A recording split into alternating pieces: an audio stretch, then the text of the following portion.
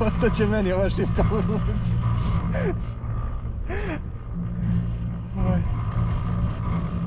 Ovo definitivno nije sport za mene.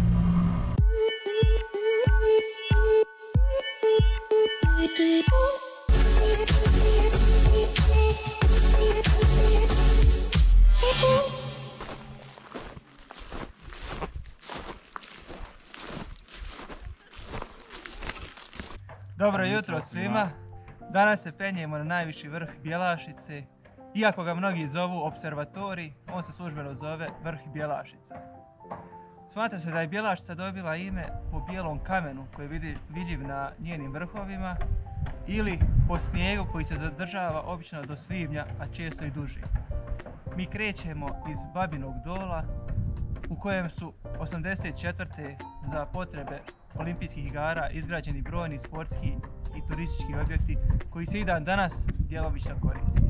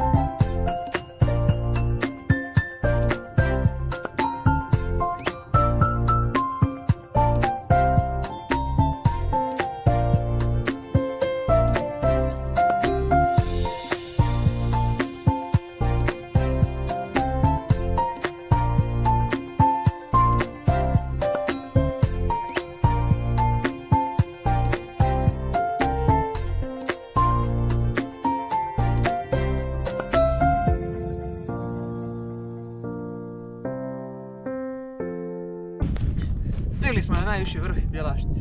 Već sam rekao da ga ujedno zovu i opservatorij. A to je zbog meteorološke stanice koja je izgrađena ovdje čak 1894. godine. Ona je bila i prva u BiH. Ovo je ujedno i najviša točka u BiH na kojoj su stalno smješteni ljudi. Ovdje počinjemo čak i spust olimpijskih igara. Ma staje, bole, ma staje. Ovi da nijam ništa za tebe, pa nijam ništa za tebe. Ovi da nijam. Ovi jesi dobar.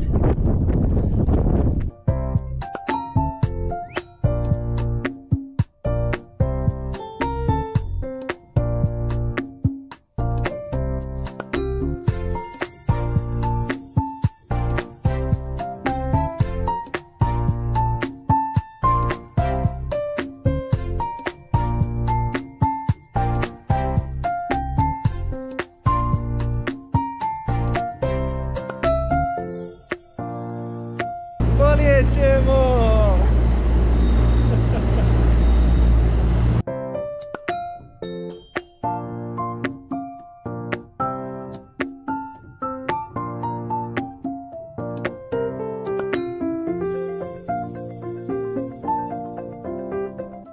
Evo i nas na kraju puta.